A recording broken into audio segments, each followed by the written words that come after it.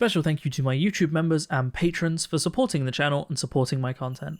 How's it going, everybody, and welcome back to another subreddit video. Today we are going to be returning to a video called, sorry, my brain just malfunctioned the way I worded that. Today we're going to be returning to a subreddit called r/tifu, or Today I Fucked Up. It's a subreddit dedicated to people posting stories about how they have, in fact, fucked up. Before we begin, I just wanted to mention that I've got a couple of little lights now. So I've got some nice little rim lighting, the blue and the red. As time goes by, lighting's going to improve, so these will become more like noticeable, but they're a little bit subtle, but I think they look quite nice. Just wanted to point that out because I like it.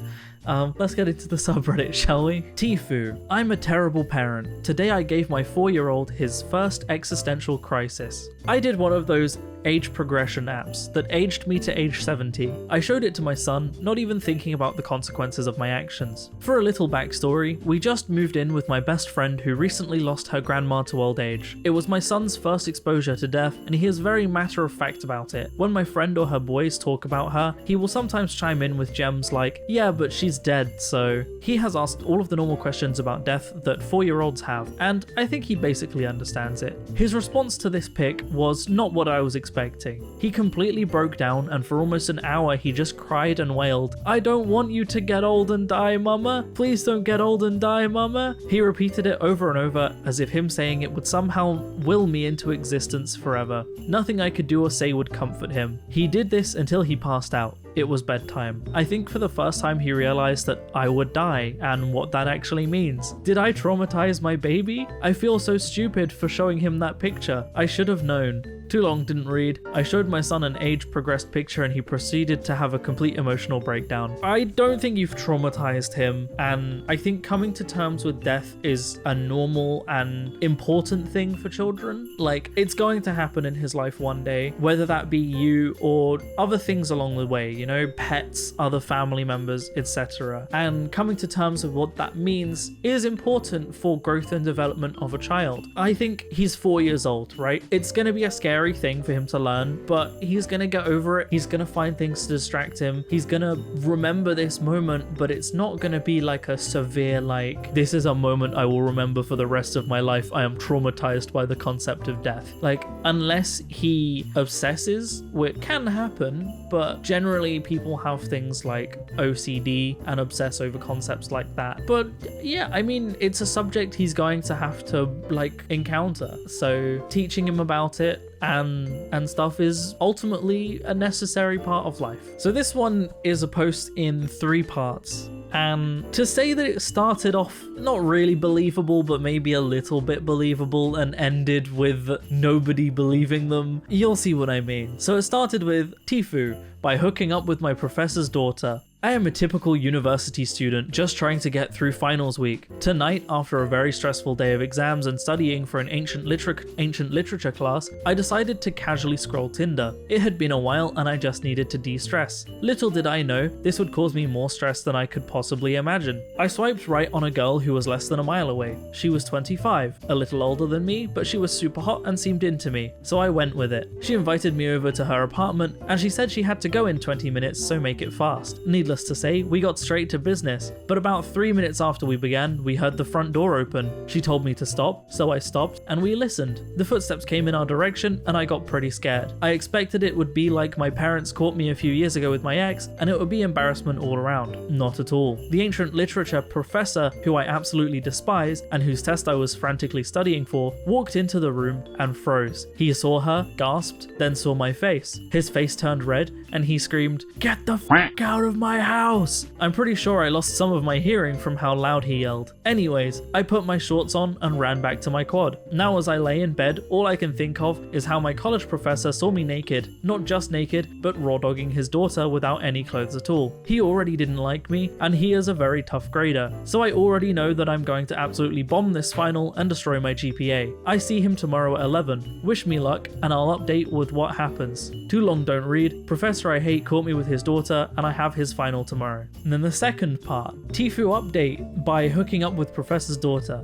Short update, because I have taken the exam but I still don't know what's going on, I'm going to star out all the personal info because this blew up a lot more than I wanted it to, and I'd rather not turn this into a school-wide scandal. I shuffled into class, praying that my life wasn't about to be ruined by this professor. Thankfully, the TA came into the room and said, "Due to a family emergency, Professor Blank will not be proctoring today's exam. He will email you back with your graded exam by the end of Saturday." Right after the TA said this, she started handing out tests. When she came to me, she gave me this look and laughed before giving me the exam. I thought, great, now the administration probably knows. Anyways, I took the test and actually, I think I did pretty well. As soon as I got out of the room, I checked my email. It's a habit. And Professor Blank had emailed me. Below is the email without names. Blank. Please meet my wife, myself, and the Dean of Academic Affairs in the room number in the number building, tomorrow at 1 p.m. There, we will discuss our situation and how to proceed. Thank you in advance for your understanding and cooperation. Best, Professor Blank.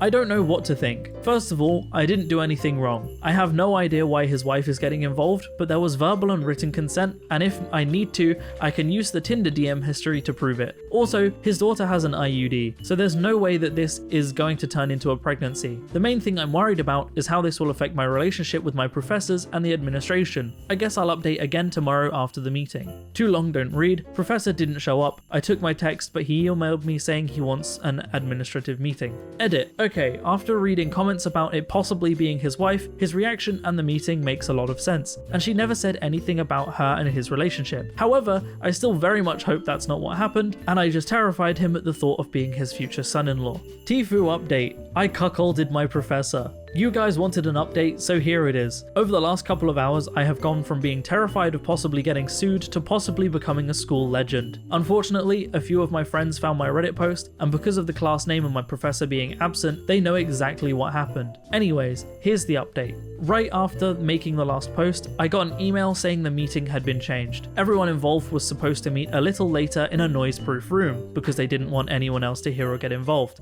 Anyways, we met at around 2:30, and the professor and the Dean of Academic Affairs sat across from me. Like many of you predicted, his wife, the person who I now know was the daughter that I hooked up with, walked in, with a ring this time. Luckily, she and the professor didn't try to make any claims, like assault or malicious intent. Surprisingly, the meeting was pretty quiet and simple. Two other professors would evaluate the class exams instead of Professor Blank to ensure fairness. Under the student handbook, the professor, if they had an issue with a student, is required to submit all of my previous exams, class materials to the administration for evaluation. Probably obvious, but the scheduling office will put me into another professor's class next semester. I know that the meeting went as well as it could, but my situation is far from perfect because my friends found the posts and have told a large portion of our friend group. Damn casual Tinder hookups. Too long, don't read. Cuckolded my professor, got off easily because of administrative intervention, but now my friends know what happened and will likely spread it. So this post went from, and the comments primarily went from, this seems unlikely, but I'll allow it, to the final post having the top comment being, and then everyone clapped.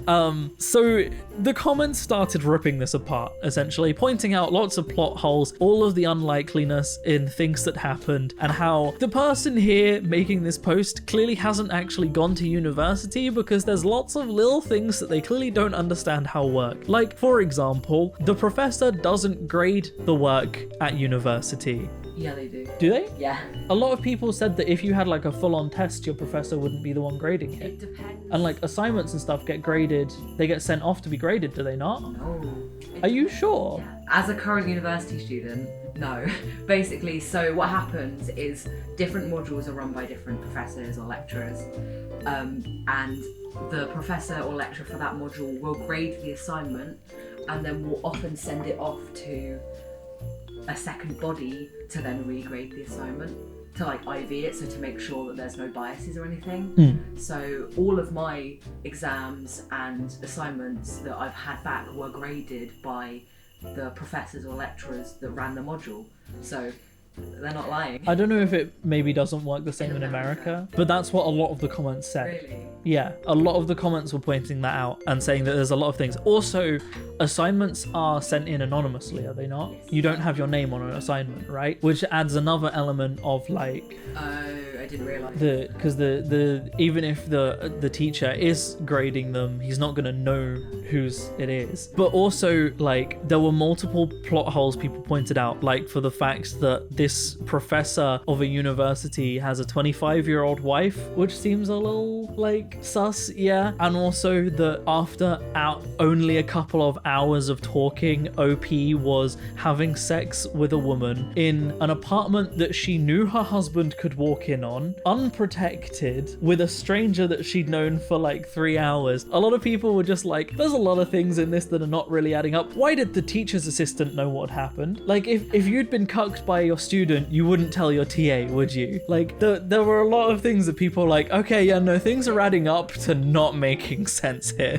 But I wanted to leave that one in anyway because I thought that was pretty fun. But yeah, a lot of people were like, I'm pretty sure this was written by like a high school student that doesn't understand university, who's like, this is totally how it works. Look at me. And also doing the whole like, now I'm a school legend part. Like, yeah, no, I'm not buying it. It was like the first one, you know, having sex with a teacher's daughter is like a plausible thing, but just as it goes on, it gets more outlandish. Things stop lining up. Why in this meeting he went to in the university, also that was something, a soundproof room, like you're probably just going to be in a dean's office. Like they don't really have just a soundproof room for those meetings. They definitely don't want people to hear. Also, the wife probably wouldn't have actually been there for that meeting. Just lots of things that people were like, I'm not sure about that, OP. And also, a lot of people were like saying, so basically OP read the comments about, or maybe it was the teacher's wife, and the OP was just like, that's a great idea, I'm gonna roll with that. Yeah. Tifu by peeing off the side of a mountain. So I, 32 male, and my girlfriend, 33 female, were enjoying our annual anniversary vacation. This year we had decided to do some hiking through Appalachia and had ended up in Red River Gorge, KY. The scenery is amazing. The weather is great. I figured I wasn't going to get a better opportunity to pop the question. Well, any gentleman knows better than to get down on one knee in the middle of the trail. You wait until you're at the highest peak. Unfortunately, nature called long before we got to that point. Now, every guy knows that the higher the ledge you pee off of, the more authority you have. So I found a pleasant little overlook, did my business, carried on with my proposal in mind. Along the way, we passed a few other hikers, said our greeting, and kept moving towards the top. Once we had reached the summit of this particular rock, she sat down, and I tried to mentally prepare myself to get things just right. So once I'd gotten myself psyched up, I put my hands into my pocket, palmed the ring, knelt down in front of her, and she said, I see your wiener. Turns out I had forgotten to zip myself back up, and the little flippy flaps of my boxer shorts failed to do their job. So there I am, on one knee, trying to make this a memorable moment, and failing successfully. After flopping through the proposal, we stopped and realized that I may have flashed a few innocent hikers as well. Too long didn't read, I went to pee off the side of a mountain, forgot to zip up, and proposed to my girlfriend with my dick out. She said yes. So, right, OP, you said that you wanted to make it a memorable moment and were failing. I disagree. I think this is possibly a far more memorable proposal than if you had just proposed at the top of the mountain. I don't know about anyone else, but I think if my partner proposed to me at the top of a mountain and happened to have a penis out, I think that would be more memorable than if they just proposed. You don't have a penis, but you gotta understand what I mean though, right? I find this one funny. I like the whole, like, as any guy knows, peeing off of the higher ledge means more authority. I've actually never peed off of a ledge. Maybe we should go on a hike on a mountain so I can pee off a mountain. But yeah, no, all in all, I think you made a much more memorable proposal. So the last post. Tifu by getting a new job and doing it in 1/7 of the time of the last person. Tifu by getting a new job and being stupidly efficient in it. Too long didn't read below, but basically I got a job 3 months ago and I've been, as most new personnel would, trying my best. I suppose this fuck up happened a few months ago, but I only just realized when it was raised at a staff meeting that the team pay was far lower than usual. So it's just come to my attention that I'm keeping up with all of the tasks within 7 working hours a week. The last person who held this job for 4 years worked 35 hours a week to get it all done. That's over 4 times more efficient. I'm getting paid by the hour and could have easily claimed I needed 38 hours a week to get done. However, they've already seen it can be done in 8. I just lost myself at least $3,000 a month in paid Reddit scrolling time. I f***ed maths up but can't change the title, should say 1/5. Too long, don't read, got shit done effectively, shot myself in the foot. This is a pain, I think a lot of people will know, and I hope my boss never sees this, but like, I think it's known in a lot of jobs that people don't rush through projects. If you've got editing to do, you try and spread that editing out over the time limit. You don't, I don't think most people will like complete something really, really quickly and tell their boss they want more work, or be like, I'm done, no more money. But like, I think as long as you're getting things done in the deadline a boss gives you, I think that's fine, right? I mean, in some jobs, there might not even be more work to get, right? You know, being a video editor, if I'm done editing footage, we've got no more footage to edit. So spreading it out is important to actually make use of my time. I'm also working part-time, so it's not like I'm putting in like 8 hours a day of full editing or anything. But yeah, I mean, the thing with work, and this is the same no matter where you go, is that efficiency isn't rewarded, it's punished with more work, which is why I think a lot of people prefer to take their time with their work and get it done than to be efficient and end up with more work, because no one wants to be a hard worker and get rewarded with more work. And that's where I'm going to end the video. On what a great note.